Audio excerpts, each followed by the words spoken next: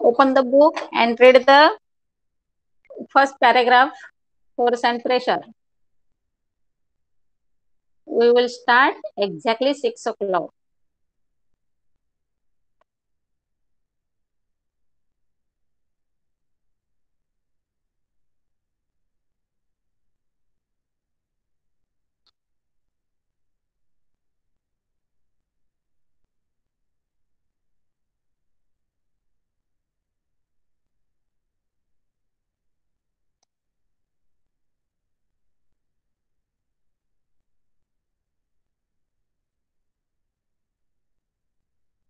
Good evening, everybody.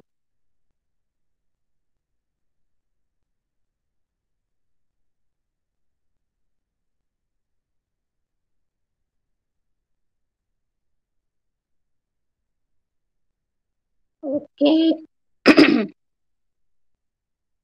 We will start now. Listen, student. Before going to our lesson number 3, I want to tell you some instruction. Government declare 25% syllabus reduced from your subject, every subject. So I will give you now some reduced portion. You have book, open it and tick mark the book. Okay. मी काय म्हणते सगळ्यांना ऐकायला येतं?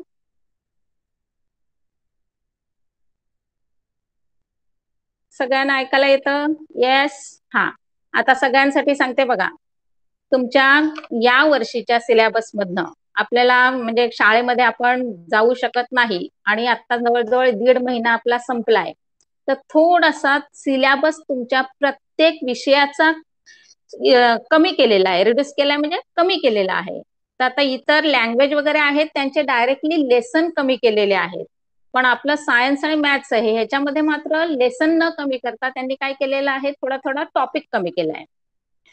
तर topic जे कमी केलेले आहेत ते आता तुमच्या ह्या सायन्स मधले तुम्हाला फर्स्ट लेसन पासून मार्क करून देते. आपला लेसन हा 3रा आज चालू होणार आहे, पण आधीच्या 2 लेसन मधलं जे काही कमी झालेलं आहे त्याचा तुम्हाला अभ्यास करायचा नाही, तुम्ही वाचू शकता. समजतं सगळ्यांना? You can read this for extra knowledge, but don't learn. No need to learn it because no question will be come in exam. Understand? Okay. So open the book. ज्यांच्याकडे पुस्तकं आहेत त्यांनी टेक्स्ट बुक ओपन करा. Page number first. Page number first. हा, आता एक पहिलं सगळ्यात महत्वाचं म्हणजे लक्षात ठेवायचं आहे की पेन्सिलनं मार्किंग करा, कारण फक्त हे जे काही सिलेबस रिड्यूस झालेला आहे तो या वर्षीसाठी झालेला आहे आणि actually screen is not available. तुझा एकटीचाच प्रॉब्लेम असेल, बाकी सगळ्यांना दिसतंय बघा. मानसी मॅडम स्क्रीन दिसत नाहीये तुमचं. हा हा हा हा हा, okay okay.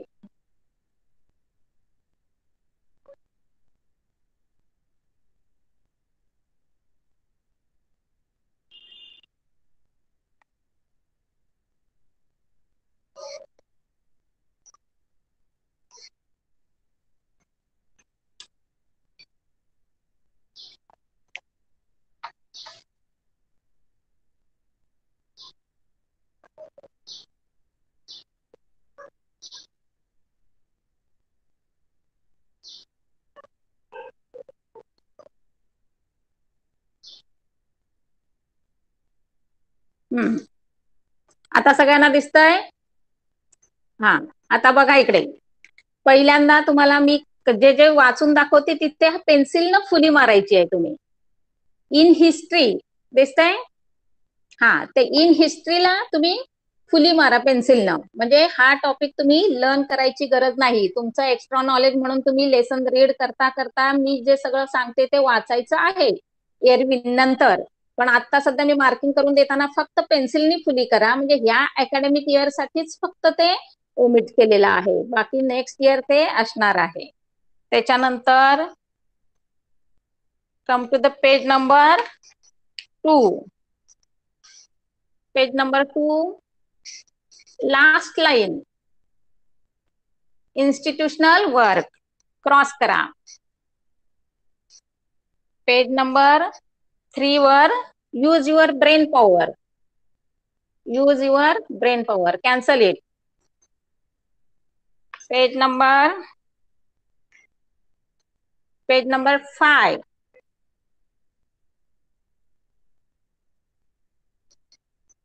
do you know, cancel it. Internet my friend, cancel it.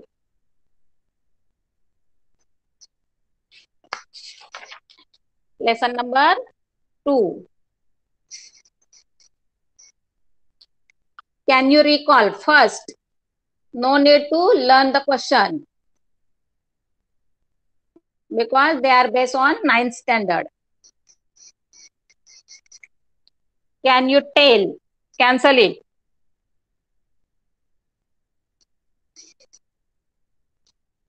Page number 7, complete the table. Complete the table. Prepare similar table for of information about various diseases like enteritis, malaria, plague, aid. ये cancel करने का है, ऊपर का table नहीं cancel करने का है. और observe end discuss, cancel it. Internet my friend, cancel it. समजला? चला next.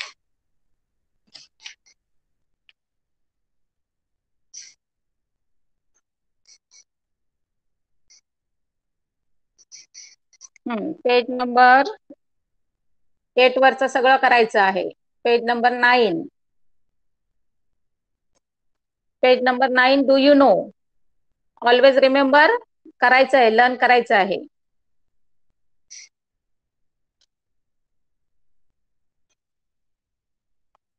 Do you know cancel. पुढे do you know, second do you know, cancel it. Can you tell, cancel it. Can you tell मध्ये जे जे प्रश्न आहेत ते काहीही लर्न करायची गरज नाही. समजलं? म्हणजे तुमचा एक्स्ट्रा स्टडी जो होता तो रिड्यूस करून ठेवलाय, म्हणजे एक्झाम मध्ये तुम्हाला त्याच्यावर कुठल्याही प्रकारचा प्रश्न येणार नाही. Internet my friend, cancel it.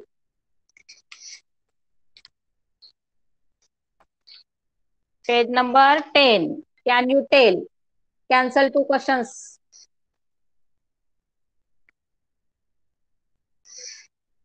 Then do you know हे ठेवायचं आहे. Always remember, cancel it. Page number 11, do you know, cancel it. Internet my friend, cancel it. Always remember, cancel. Collect information, cancel. ये भी cancel. Always remember, first aid for heart disease, cancel it. Internet my friend, cancel it.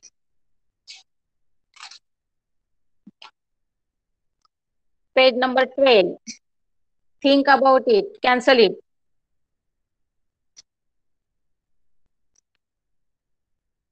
Do you know, cancel. Let's celebrate, cancel. काय लक्षात ठेवायची गरज नाहीये, याच्यावर तुम्हाला 1 मार्काचा प्रश्न यायचा, पण आता काही त्याच्यावर येणार नाही. Page number 13, understand the importance, cancel it.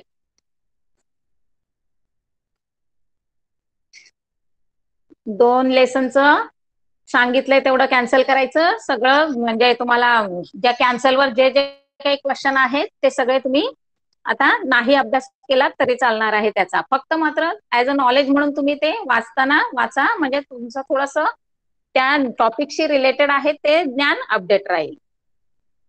आता पूर्ण लेसन कडे जाण्यापूर्वी लेसनवरचं जे कॅन्सल करायचं आहे ते सांगून घेते, म्हणजे नेक्स्ट टाइम तुम्हाला न डिस्टर्ब करता आपलं होईल. आणि जसं मी पुढचा लेसन घेत जाईल तस तसं तुम्हाला तो पूर्ण लेसनचा जो रिड्यूस केलेला पार्ट आहे तो सांगेन आणि नंतर मग तुमचं पुढे कंटिन्यू करणार. So page number 14, Lesson number 3, force and pressure. Can you recall? Cancel it.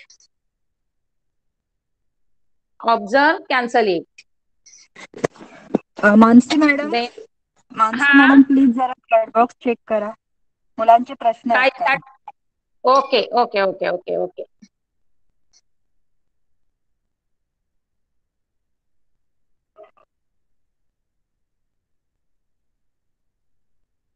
No marking of page number 8. हा पेज नंबर 8 ला नाही, सगळं करायचं आहे. हा पूर्ण होय.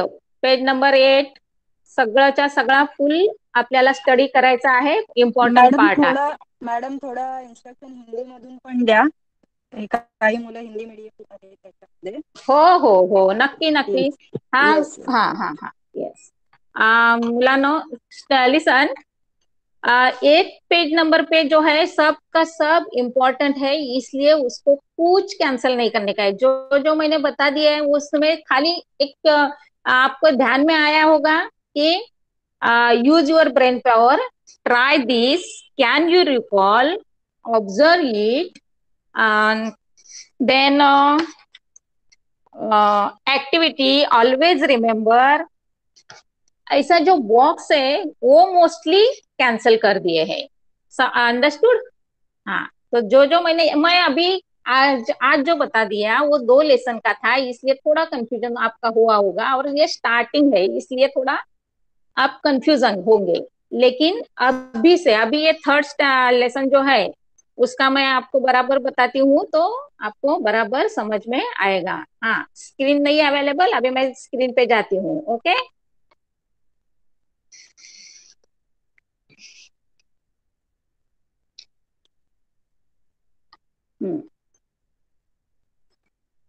So first we cancel the reduce part.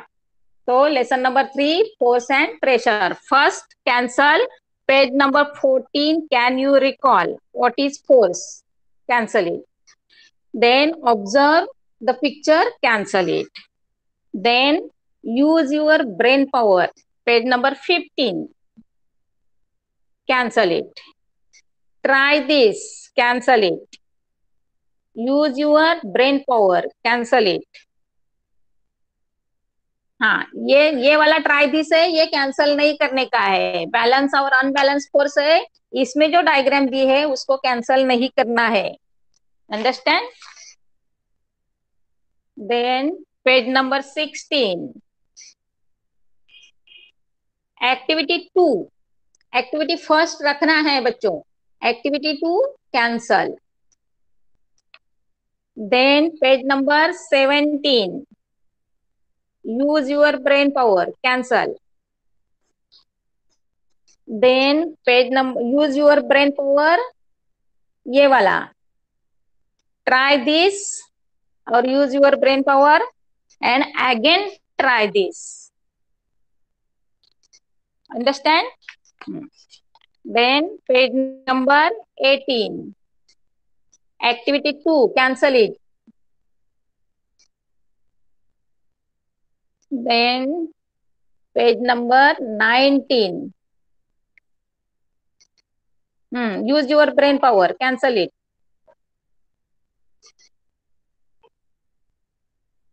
हाँ, ये वाला एक्टिविटी रखना है, use your brain power, cancel it. ये वाला ट्राई दिस भी रखना है, कैंसल मत करो. Page number 20, do you know, cancel it.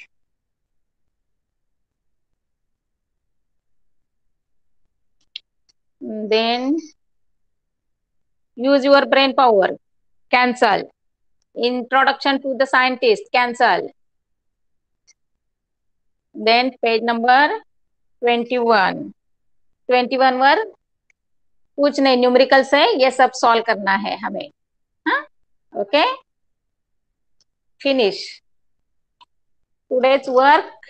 Finish. Now start. We are going to our lesson, force and pressure.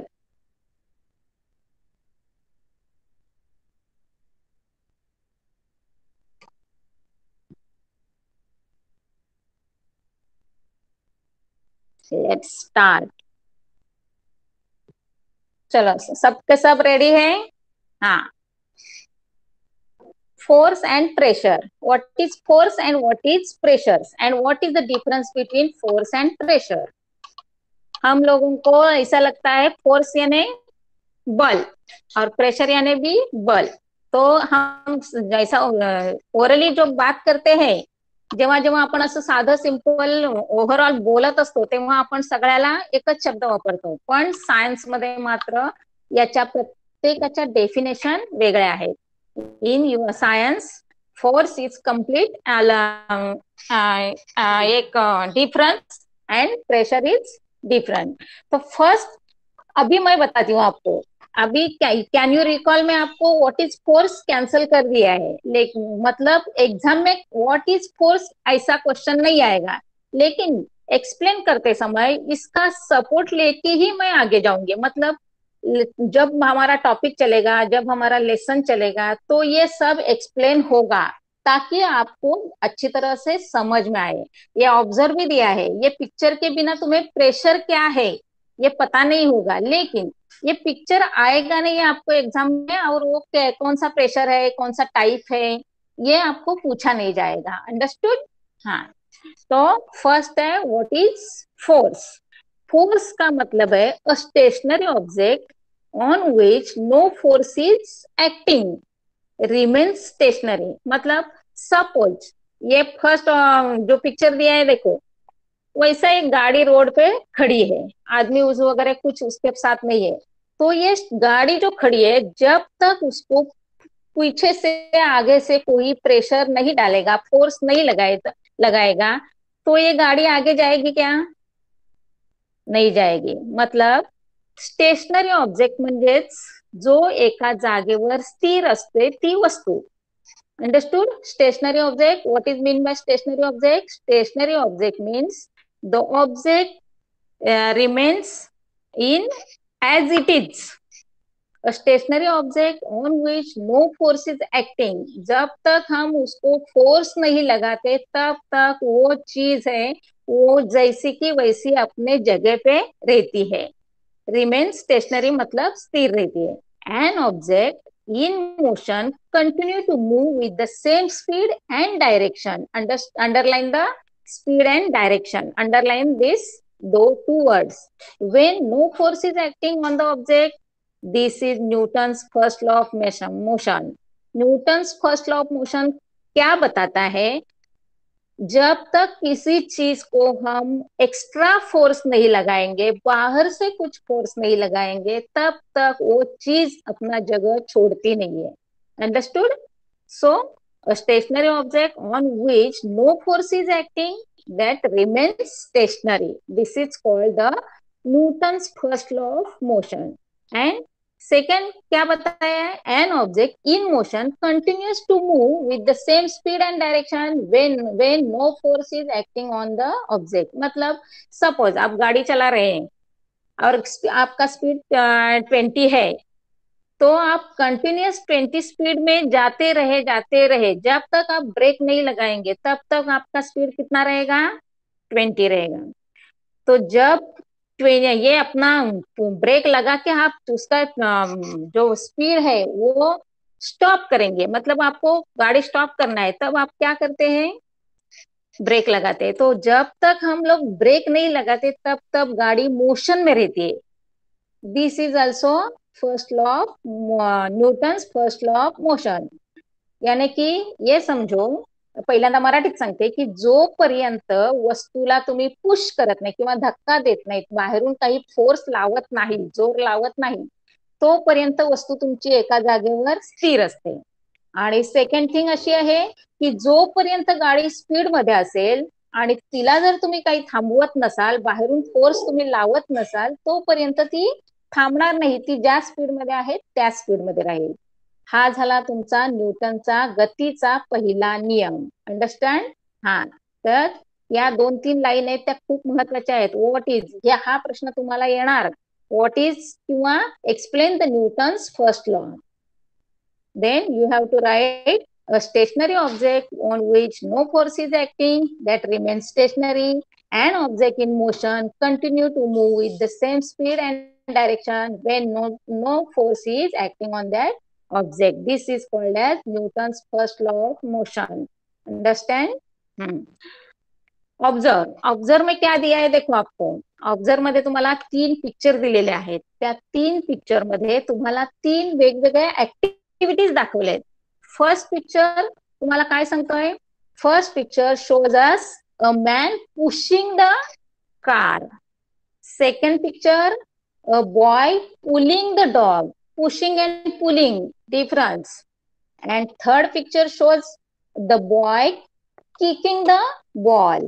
मतलब तीनों का तीनों पिक्चर में एक्स्ट्रा जो एक्सटर्नल फोर्स है वो अप्लाई किया जा रहा है. एक माणूस आहे तो जोर लावून गाडी ढकलतोय म्हणजेच त्या माणसाने पुश केलंय. आणि सगळ्यात महत्वाचं म्हणजे त्या माणसाचा त्या गाडीला स्पर्श झालाय बघा. म्हणजेच त्यांचा कॉन्टॅक्ट झालेला आहे. खाली तुम्हाला आहे बघा contact and non contact forces. Directly contact होतो त्याला म्हणायचं आहे कॉन्टॅक्ट फोर्सेस. आणि इनडायरेक्ट जो होत असतो किंवा ज्यांचा कॉन्टॅक्ट न येता होतो ते खाली दिलेले आहेत बघा ऑब्जेक्ट. कळतंय. हा तर पहिल्यांदा हे समजून घ्या. Contact what is the contact force.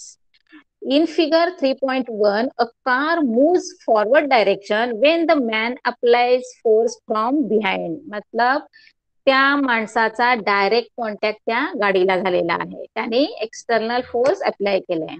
A reluctant dog is being pulled by his master and the boy master. म्हणजेच तो जो ट्रेनर आहे कुत्रे असतात त्यांचे ट्रेनर असतात तो त्या कुत्र्याला खेचून घेतोय म्हणजे त्याचा डायरेक्ट कॉन्टॅक्ट आहे म्हणजेच त्याचा एक्सटर्नल फोर्स अप्लाय केलाय. आणि थर्ड आहे boy playing football in kicking the ball away. त्याने स्वतःच्या पायाने जोर लावून मग तो बॉल लांब गेलाय म्हणजे डायरेक्टली कॉन्टॅक्ट त्या बॉल बरोबर आला होता. What do you observe from this. A force acts on two bodies through an interaction between them. Underline this line. A force acts on two bodies through an interaction, direct contact between the object. They means object. म्हणजेच जेव्हा जेव्हा ऑब्जेक्टशी directly contact होतो तेव्हा त्या टाईपचा जो force आहे त्याला म्हणायचं डायरेक्ट किंवा contact force. There are two types of force. First one is contact force and another picture shows us non-contact force. What is the non-contact force? First example is iron nails get attracted to the pole of the magnet due to the magnetic pole. म्हणजेच हा पहिला जो picture आहे पहिलं जे चित्र आहे ते काय सांगतं. एक चुंबक आहे. मॅग्नेट म्हणजे चुंबक आणि समोर पडलेल्या आहेत त्या टाचण्या आहेत. काय होतं अट्रॅक्शन होतं. त्यामुळे मॅग्नेटकडे सगळ्याच्या सगळ्या टाचण्या आहेत त्या काय केल्या डायरेक्ट आल्या. तो मॅग्नेट त्यांना टच केलाय का नाही पण त्या त्यांच्या संपर्कात आल्या तेव्हा काय झालं त्या टाचण्या आपोआप त्यांच्याकडे खेचल्या गेल्या. सेकंड पिक्चर शोज बघा तो कोंब दिलेला आहे कंगवा दिलेला आहे. आता हे काय आहे ते पहिलं सांगते की जेव्हा तुमच्या केसातनं तुम्ही कंगवा फिरवता तेव्हा त्याच्यामध्ये एक इलेक्ट्रोस्टॅटिक फोर्स निर्माण झालेला असतो आणि तो फोर्स तसाच असताना तुम्ही जर छोट्या छोट्या कागदाचे पीसेस केले आणि त्याच्याजवळ जर तो कोंब आणला तर तो लगेच त्या तुकड्यांना खेचून घेतो. पण मात्र हे सगळं असतं ते टेम्पररी असतं. आणि दुसरं आहे एक नाराज.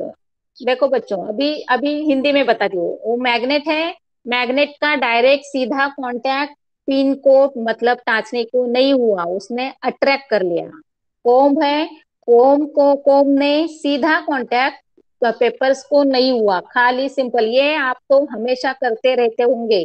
नहीं किया होगा तो आज घर जाके ट्राई करो. अपना जो कोम्ब है 2-3 बार ऐसा कोम्ब करो अपने हेड पे और बाद में वो छोटा छोटा पीस रखो तो अट्रैक्ट हो जाएगा.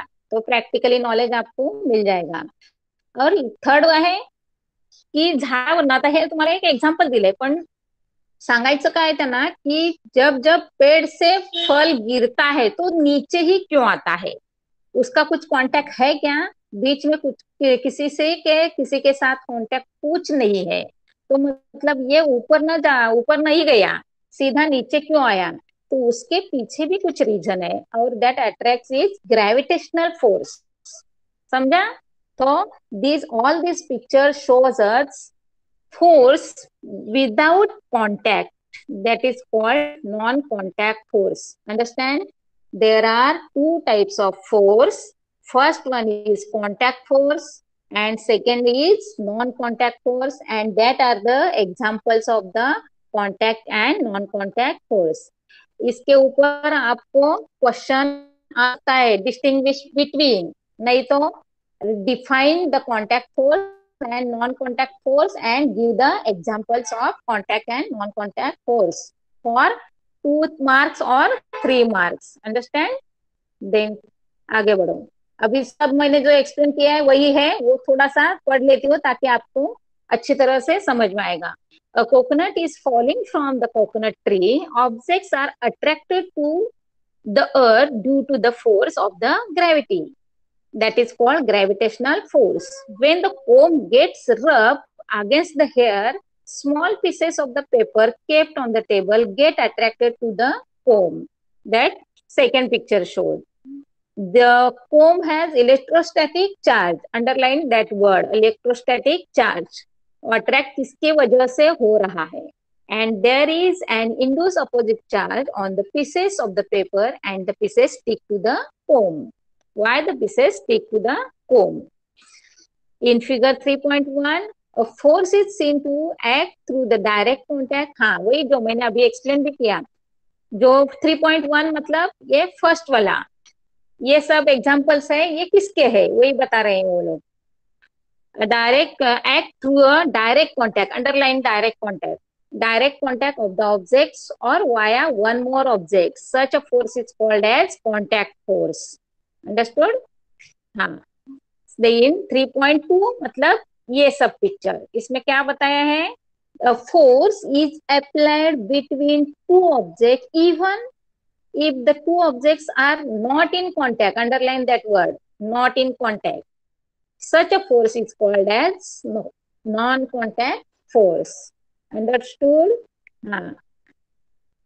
अभी आपको कुछ प्रॉब्लम है क्या पहला देखती हूँ, नहीं तो मैं पढ़ती जाती हूँ। समझ में आ गया? आया है तो यस बोलो, नहीं आया है तो ना बोलो।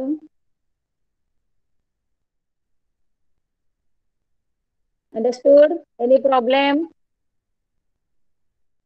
नो? डायरेक्ट कॉन्टैक्ट, जिसका टच होता है, जिसका डायरेक्ट कांटेक्ट होता है ऑब्जेक्ट को, उसको बोलते हैं डायरेक्ट कांटेक्ट। इंटरेक्शन मतलब दोनों का इंटरेक्शन होता है, मतलब एक दूसरे के साथ कांटेक्ट होता है, उसको बोलते हैं इंटरेक्शन। Okay okay.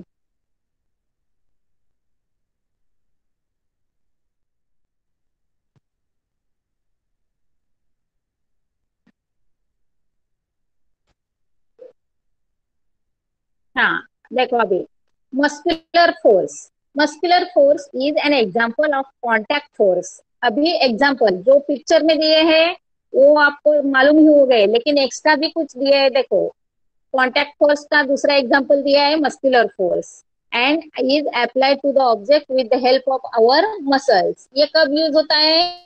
जब हम गाड़ी चलाते हैं, साइकिल चलाते हैं तो ब्रेक लगाते हैं ना, हाँ, कभी यूज किया जाता है, उसको बोलते हैं मस्कुलर फोर्स। और कभी यूज किया जाता है, जो अभी फर्स्ट पिक्चर में वो दिखाया ना, हाँ, फर्स्ट पिक्चर, डायरेक्ट त्या माणसाने पुश केलं, याचा अर्थ त्या माणसाने जोर लावलाय ना, मग त्याला म्हणायचा मस्क्युलर फोर्स। या मुलाने किंवा ट्रेनरने त्या याला कुत्र्याला खेचतोय, मग त्याने जो अप्लाय केलाय त्याला म्हणायचा मस्क्युलर फोर्स।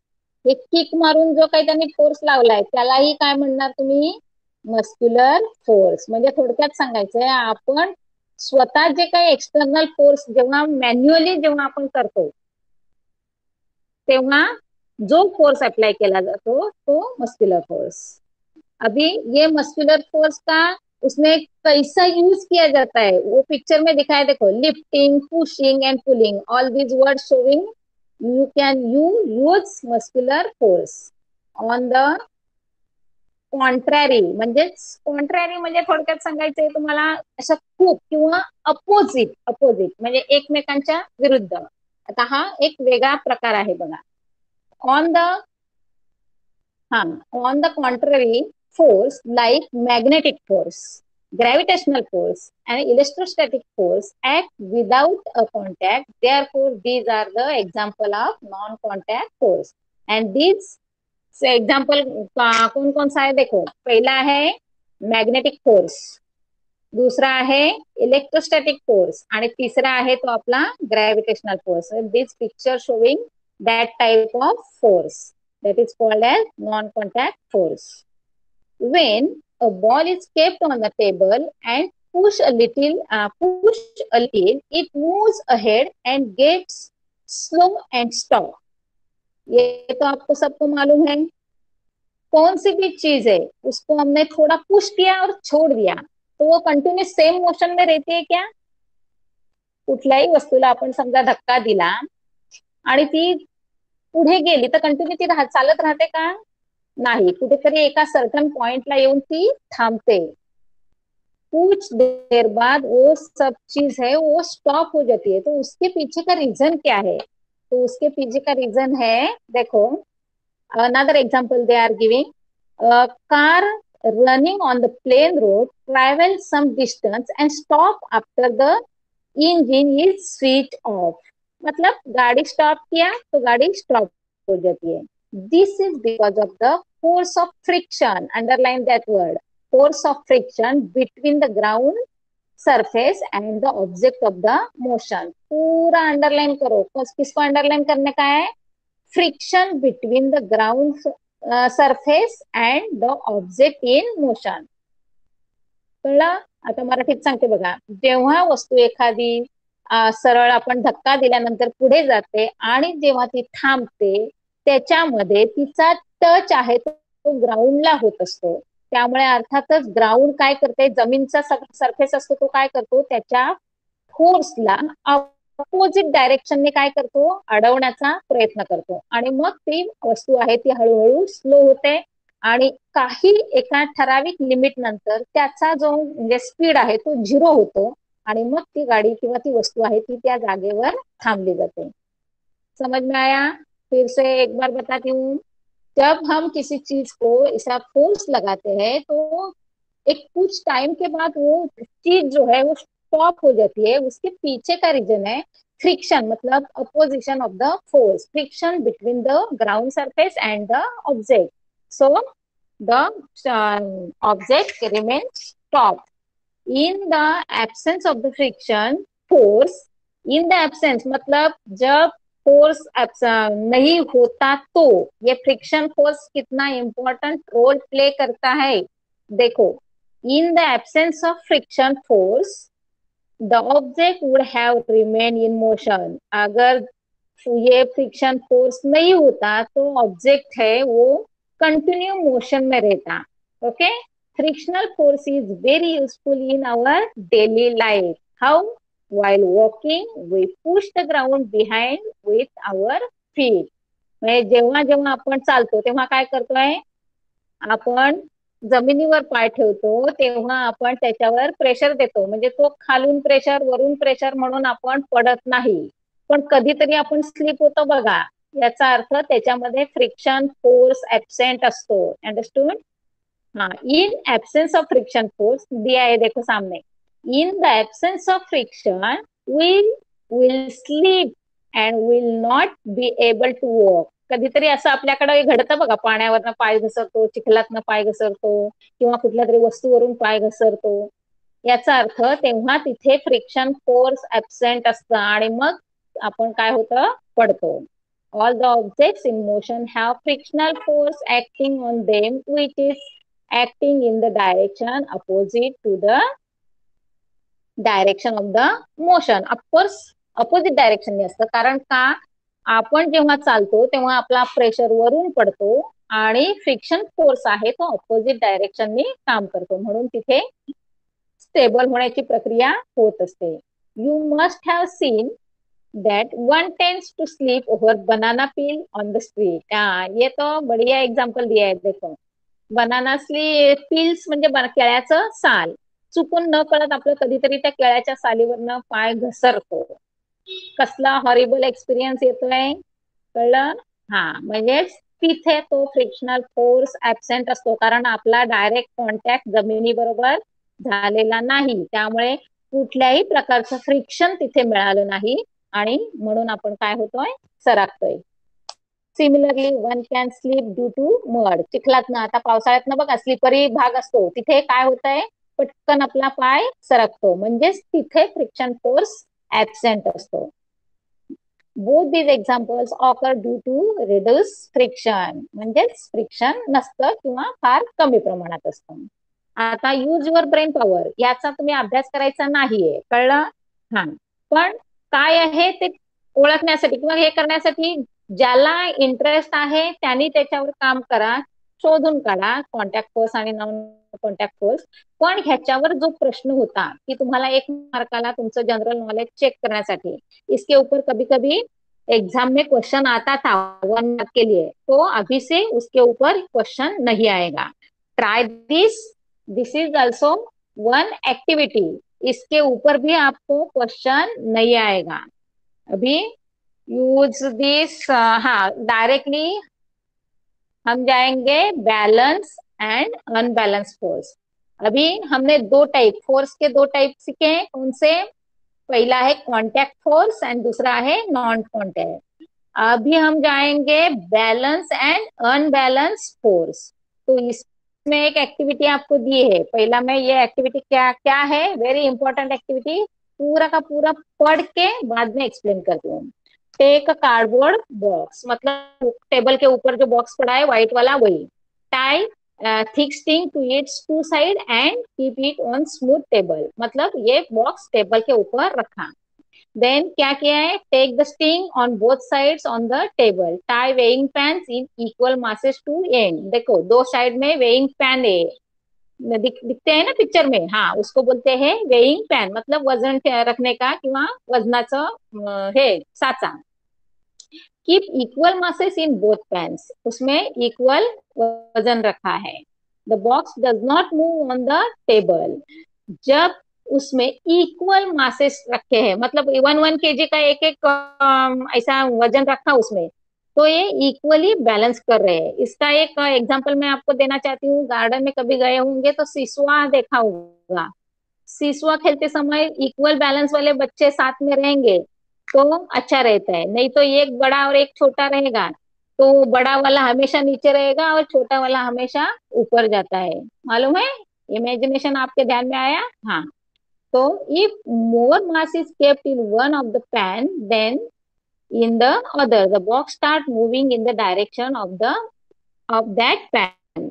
अगर ये जो एक्सपेरिमेंट है उसमें इक्वल रहेंगे, इक्वल वेट रखेंगे तो बैलेंस रहेगा. लेकिन अगर एक में 1 kg रखेंगे और एक में 2 kg का रखेंगे वेट, तो क्या होगा, इम्बैलेंस होगा. तो इम्बैलेंस होने के बाद क्या होगा, जो रस्सी है, जो स्ट्रिंग है, वो कहाँ जाएगी, ज्यादा वेट है, 2 kg का वेट है, उसके साथ जाएगी. अंडरस्टूड? हाँ.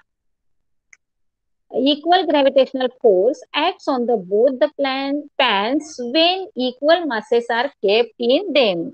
अभी बैलेंस कब होता है, जब इक्वल रखेंगे तब बैलेंस होता है. इसका मतलब ये है कि जब उसके ऊपर हम इक्वल बैलेंस रखेंगे तो इक्वल ग्रेविटेशनल फोर्स एक्ट करता है, काम करता है, इसलिए वो पूरा दोनों का दोनों बैलेंस रहता है और साथ रहता है. This means balance force act on the box with effective force equal to 0 and these are acting in the opposite direction. अभी आपका opposite direction मालूम हो गया, ऊपर से वजन आएगा और ग्रेविटेशनल फोर्स नीचे से आएगा तो वो अपोजिट डायरेक्शन में फोर्स आएगा और ये इक्वल होगा, स्टेशनरी ऑब्जेक्ट पोजिशन में रहेगा, मतलब 0 रहेगा.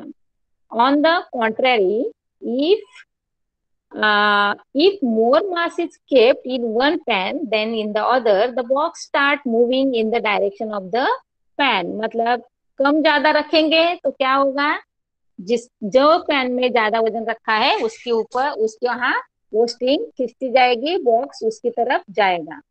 when unequal forces are applied to the box of the two sides, an unbalanced force acts on the body box, resulting in imparting motion of the box. म्हणजेच थोडक्यात सांगायचं आहे, जेव्हा बॅलन्स तुमचा इक्वल असतो तेव्हा तुमचा बॉक्स कुठेही जात नाही, तो स्थिर राहतो एका जागेवर. पण जेव्हा तुमचा बॅलन्स जो आहे तो इम्बॅलन्स होतो, अनबॅलन्स होतो, तेव्हा त्या बॉक्सची पोझिशन किंवा त्या बॉक्सची जी मुवमेंट आहे ती जास्त वजन असणाऱ्या बाजूला खेचली जाते. आता ही झाली तुमची ऍक्टिव्हिटी, पण त्याच्यासाठी एक तुम्हाला मी एक्झाम्पल देते बघा, की ते एक्झाम्पल काय, जेव्हा तुम्ही ग्राउंडवर असं रस्सी खेच खेळता, बऱ्याच वेळेला तुम्ही मुलं खेळत असता रस्सी खेच, त्याच्यामध्ये तुम्हाला एक रस्सी दिली जाते आणि त्या रस्सीला दोन साईडनी मुलांनी काय करायचं असतं, खेचायचं असतं. आता हा गेम तुम्हाला सगळ्यांना माहिती असल्यामुळे तुम्ही इमॅजिन करू शकता की काय होतं तेव्हा. काय होतंय, एका साईडला समजा दोन मुलं ठेवली आणि एका साईडला पाच मुलं ठेवली, काय होईल, पाच मुलांचा जोर जास्त असणार आहे, त्यामुळे रस्सी कुठे जाणार आहे, जास्त वजन किंवा जास्त जोर असणाऱ्या मुलांच्या साईडला जाईल. सेम हे एक्सपेरिमेंट आहे, कळलं. चिल्ड्रेन प्लेइंग, हा एक्झाम्पल दिलाय बघा, children playing tug of war. Tug of war म्हणजे रस्सी खेच. Tug of war pull the rope in their respective direction if the pull of the force is equal on the two sides. The rope does not move. If the force is more on one side, the rope moves in that direction. This means that initially the two forces are balanced. The rope moves in the direction of higher force when the force become unbalanced. यदि आपको example समझ में आया, जिस side में पांच बच्चे हैं उस साइड में वो रस्सी जाएगी, मतलब वो इम्बैलेंस होगा. और अगर समझो दोनों साइड में दो दो बच्चे रखे और उनका फोर्स ऐसा एकदम बैलेंस हो गया तो क्या होगा, रस्सी कहाँ नहीं जाएगी, सेम में मिडल पोजीशन में रहेगी. Let us see one more example. Another example दिया है, देखो देखो. when big grain storage container is required to slide on the ground. म्हणजे थोडक्यात सांगायचंय काय, की एक मोठी वस्तू तुम्हाला सांगितली, घरातनं आईने सांगितलं एखादा डबा उचला, तुम्हाला एकट्याला उचलायला सांगितलं तर येणार आहे का, आप अकेले वो डब्बा उठा नहीं पाते हैं ना, तो इसलिए आप क्या करते हैं, दूसरे की हेल्प लेते हैं. तो दूसरे की हेल्प लेने से क्या होता है, जो फोर्स है वो ऐड होता है, मतलब आपका फोर्स और दूसरे सेकंड पर्सन का फोर्स, वो दोनों ऐड होते हैं, मिलके काम करते हैं तो इजी हो जाता है. मतलब इसमें फोर्स एडिशन होता है. Understood. Let us see one more example. उसमें दिया है one big grain storage container is required to slide on the ground. It becomes easier if two persons push it rather than one person. एक का force उसको उसके लिए काफी नहीं था तो दूसरा आएगा तो ये आसानी से होता है. Wien the force is applied by both in the same direction, और दोनों के दोनों जो है वो सेम डायरेक्शन में फोर्स अप्लाई करते हैं, अपोजिट नहीं. Understood. The movement is easy. You may have experience. What do you understand from this example? This example told us A means what? If several forces are applied on an object in the same direction, a force equal to their addition acts on the object. Understood? एक ने काम KIA, अगर समझो ये grain वाला छोड़ दो, अगर teacher ने आपको बोला ये टेबल है, ये बेंच है, ये उठा के बाहर रख दो, अकेला कर पाएंगे आप? नहीं. तो आप क्या करेंगे, दूसरे का हेल्प लेंगे. हाँ, तो दूसरे का हेल्प लेंगे तब क्या होगा, आपका फोर्स प्लस दूसरे का फोर्स एडिशन हो जाएगा, इजीली वो टेबल मूव हो जाएगा. Yes, that is called addition. तो फर्स्ट रूल है addition of, addition acts on the object, म्हणजे फोर्स का एडिशन सेम डायरेक्शन में होना जरूरी है. If two forces are applied on one object in direction opposite to each other, ये complete अलग है. मतलब जो रस्सी खेच वाला मैंने आपको बताया ना, वही है. जो एक लेफ्ट साइड वाले अपनी तरफ खींचते हैं, राइट साइड वाले अपनी तरफ खींचते हैं, तो फोर्स कैसा लगता है, अपोजिट डायरेक्शन में लगता है. तो a force equal to difference acts on the object, that is difference मतलब subtraction, understood. Force is express in magnitude and direction, मतलब क्या है, जो मैग्नीट्यूड मतलब बहुत ऐसा ग्रेट क्वांटिटी में, force is express in magnitude and direction, मतलब बहुत सारा फोर्स लगता है और सेम डायरेक्शन में लगता है, उसको बोलते हैं वेक्टर क्वांटिटी। वेक्टर आपने लास्ट ईयर पढ़ा होगा, वेक्टर मीन्स सदिश, जिसको एक्सप्लेन करने के लिए आपको डायरेक्शन और यूनिट ऐसा दोनों लगता है, मतलब आपको मालूम होना चाहिए क्या करना है, तो उसको बोलते हैं वेक्टर। और वेक्टर का रिजल्ट मिलता है आपको, force is express in magnitude and direction, ऐसा ग्रेट साइज में मिलता है, और उसको डायरेक्शन होना मालूम होना चाहिए। अभी इसमें क्या आपको समझ में आता है या नहीं आता है, देखती हूँ, कुछ प्रॉब्लम है, समझ में आ रहा है जो मैं एक्सप्लेन कर रही हूँ? मैग्नीट्यूड मीन्स बहुत, great quantity, great size, huge amount. हाँ, हाँ,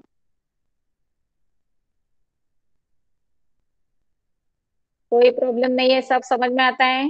ओके।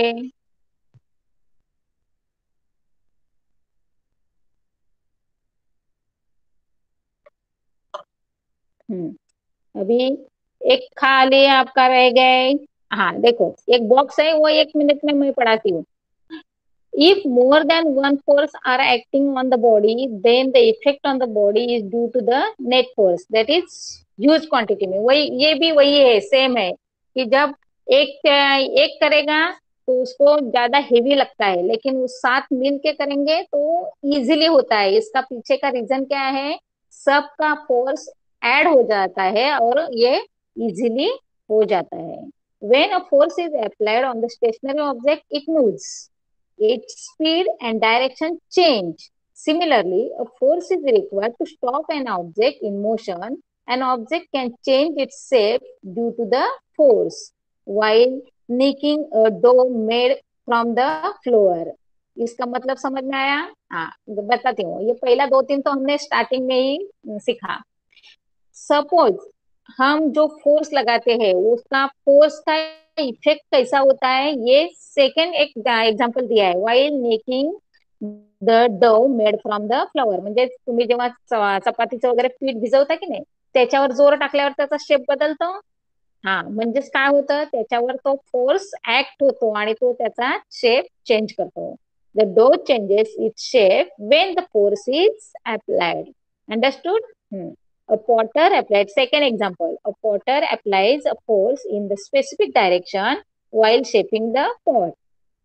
पॉटर के पास मड रहता है, मिट्टी रहती है, लेकिन वो अलग अलग तरीके का पॉट्स बनाता है, तो हाउ कैन इट पॉसिबल, वो क्या करता है, उसी डायरेक्शन में उसको प्रेशर लगाता है, शेप देता है, इसलिए उसको अलग अलग शेप आता है। इसलिए वो उसके पीछे का मेन साइंटिफिक रीजन क्या रहा, उसको उसने एक्सटर्नल फोर्स यूज किया। थर्ड एग्जांपल दिया है रबर बैंड, जो हमेशा आप स्कूल में यूज करते हैं। Rubber band when stretch expands, rubber को जितना खींचोगे उतना वो खींचा जाता है। There are so many examples. देखो, फोर्स अप्लाई करने के बाद शेप में चेंज हो जाता है, तो शेप में चेंज हो जाना, इसका मतलब उसके फोर्स के ऊपर एक्सटर्नल फोर्स अप्लाई किया जाता है, उसकी वजह से वो शेप में चेंज आपको मिलता है। ओके। सेकेंड है इनर्शिया। व्हॉट इज इनर्शिया, उसको मराठी में बोलते हैं जडत्व। जडत्व म्हणजे थोडक्यात सांगायचंय, प्रत्येक वस्तूला काही स्वतःचं वजन असतं आणि ते जडत्व किंवा ती वस्तू त्या पोझिशनला जशीच्या तशी राहत असते। आता याच्यामध्ये काय आहे बघा, we have seen that an object changes its state of the motion due to the force. In the absence of force, object exhibit the tendency, underline that line, object exhibit a tendency to remain in the existing state of motion. Let us see the following example. ये first वाला activity है, इसलिए वो आपको करना ही है, simple activity है। क्या है, इनर्शिया का बेस्ट एग्जाम्पल आहे. एक हे सुरुवातीला मराठीतनं सांगते बघा. एक ग्लास घ्यायचा, त्या ग्लासामध्ये एक म्हणजे पाणी भरून घ्यायचं, त्याच्यावर एक पुठ्ठा ठेवायचा, त्या पुठ्ठ्यावर एक कॉइन ठेवायचं आणि टेबलवर ते एका स्टेडी पोझिशनला ठेवून द्यायचं. आणि नंतर कुठेही काही धक्का न लावता फक्त काय करायचे, पुठ्ठ्याला तुम्ही हळूच टिचकी मारायची. तुमचा प्रेशर जेव्हा त्या पुठ्ठ्याला लागतो तेव्हा फक्त पुठ्ठाच तुमचा पुढे सरकून जातो आणि कॉइन मात्र काय होतं, त्या ग्लासामध्ये पडतं. याचा अर्थ त्या कॉइनला इनर्शिया आहे, म्हणजे जडत्व आहे आणि त्यामुळे त्यांनी काय केलं आहे, तो त्या पुठ्ठ्याबरोबर किंवा त्या प्रेशर बरोबर पुढे गेला नाही, तर तो ऍज आहे त्या पोझिशन मध्ये, तिथे सांगितलं का, it remains in its existing state of motion, म्हणजेच तो आहे त्याच्या पोझिशन मध्ये राहतो. आता खालचा सपोर्ट त्याचा गेल्यामुळे काय झालं, ते कॉइन स्ट्रेट अवे कुठे गेलं, ग्लासामध्ये पडलं. ऍक्टिव्हिटी कशी आहे बघा. Take a postcard and keep it on a glass. Keep the 5 rupees coin on it. Now skillfully push the card. The coin straight away falls in the glass. Have you done this? नहीं KIA होगा तो आज घर पे जाके आराम से करो, आपको result मिलेगा. अंडरस्टैंड? अभी इसका ये सेकेंड एक्टिविटी आपको करना नहीं है, तो सेकेंड एक्टिविटी को छोड़ दो. रिमेम्बर दिस किंवा ऑलवेज रिमेम्बर मधला ये आपको करना है. इसको इसमें क्या दिया है देखो. A tendency of an object to remain in its existing state is called as inertia. That is the definition of inertia. What is inertia? The tendency of an object, म्हणजे टेंडन्सी म्हणजे थोडक्यात सांगायचं आहे, वस्तूची स्वतःची मूळ अवस्थेमध्ये राहण्याची सवय किंवा अवस्था. The tendency of an object to remain in its existing state, it is called inertia. This is why an object in stationary state remains in the same state. म्हणजे जेव्हा कॉइन स्टेशनरी मोशन मध्ये होतं म्हणून ते remains same as the state. An object in motion remains in the state of motion in the absence of external force. म्हणजेच थोडक्यात सांगायचंय, जर स्पीड मध्ये असेल तर ते स्पीड मध्येच राहतं आणि जर स्थिर असेल तर ते स्थिरच राहतं. त्याला म्हणायचं इनर्शिया.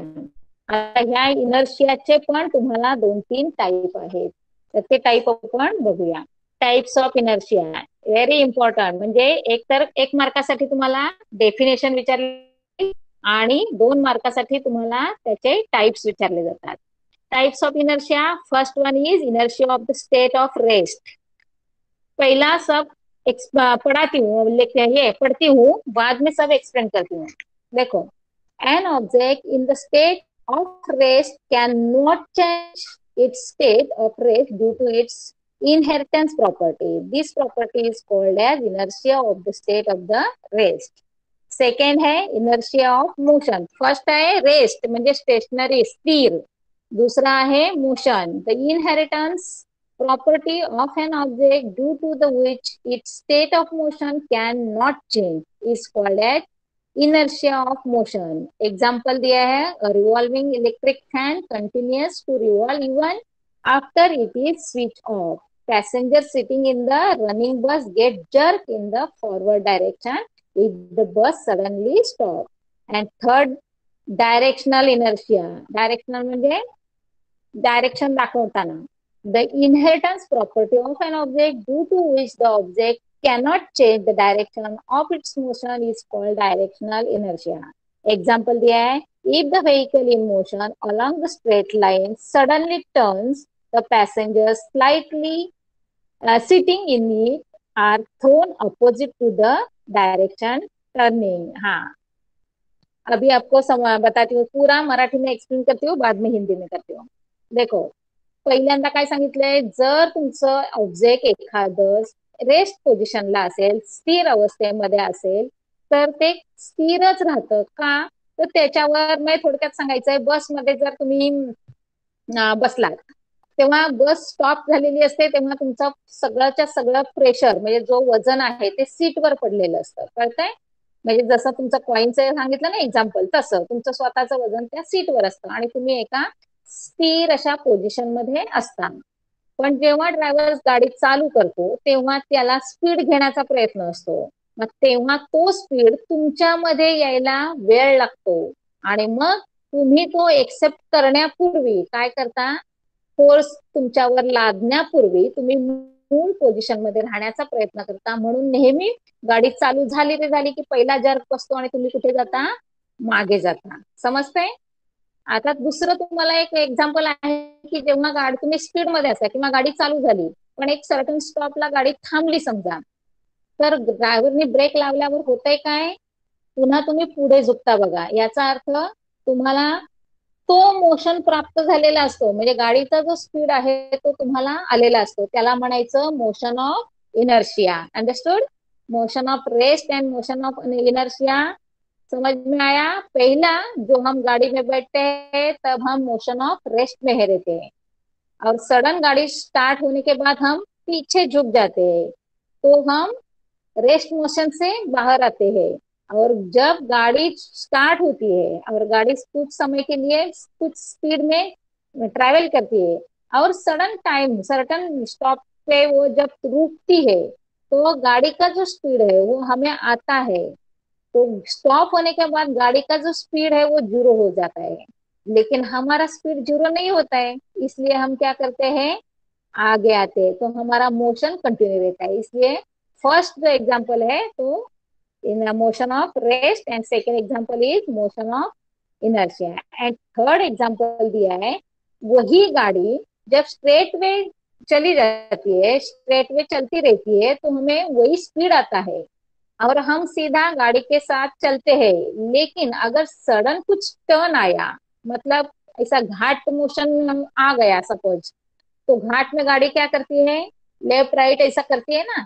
तो अगर ड्राइवर ने स्पीड नहीं कम किया और वही स्पीड में उसने टर्न ले लिया तो हमारा स्पीड जो है ना वो क्या होता है, अपोजिट डायरेक्शन में जाता है। मतलब गाड़ी जो अगर लेफ्ट में गई तो हम राइट में झुकते हैं, राइट में गिरते हैं। एक्सपीरियंस आप सबने किया होगा, तो उसको बोलते हैं डायरेक्शनल इनर्शिया। अंडरस्टूड?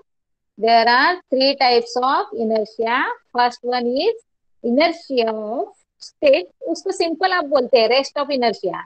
सेकेंड है motion of inertia and third है directional inertia. These are the three types and one best example है उसका क्या, उसका बेस्ट एग्जाम्पल है ये अपना गाड़ी का, यही मैंने जो बताया वही ध्यान में रखो। तो अभी हम अपना ये प्रेजेंटेशन से बाहर आते हैं। आपको कुछ प्रॉब्लम है, डाउट है तो मुझे चैट बॉक्स में लिख के दे दो। इनर्शिया तक समझ में आया? नेट फोर्स मतलब huge great force.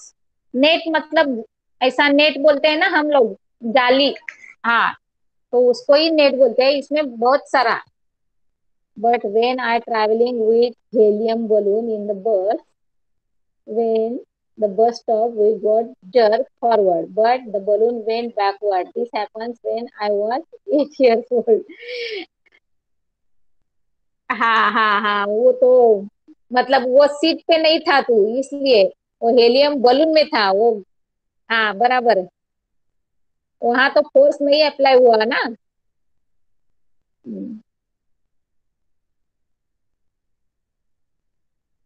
External force means extra, जो हम एक्स्ट्रा लगाते हैं, जो बाहर से लगाते हैं उसको बोलते हैं एक्सटर्नल फोर्स। अभी पहिला पिक्चर था ना, वो गाडी एका पोझिशनला थांबलेली होती आणि माणूस तो तिला ढकलत होता, तो माणसाने लावलेला जो फोर्स आहे त्याला म्हणायचा external force. Understood? Okay,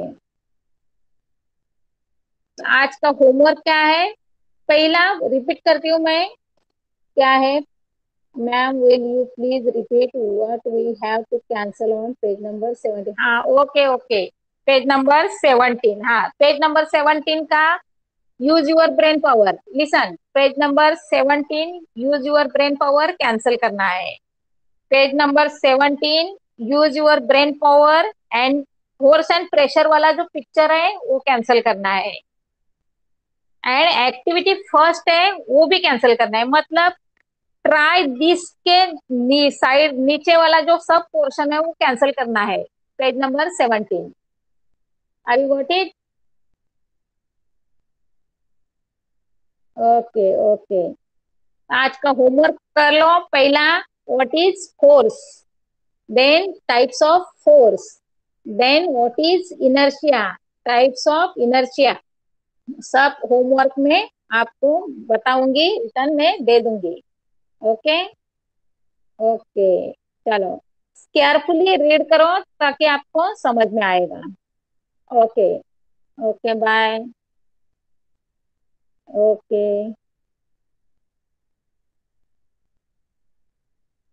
okay okay. हाँ, क्लासरूम में मैं भेज दूंगी।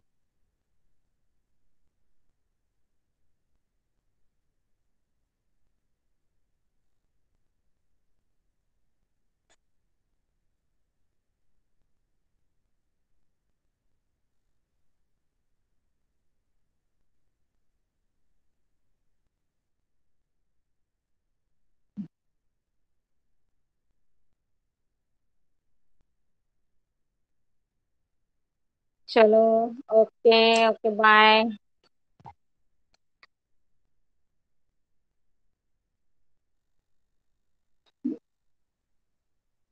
Bye bye bye.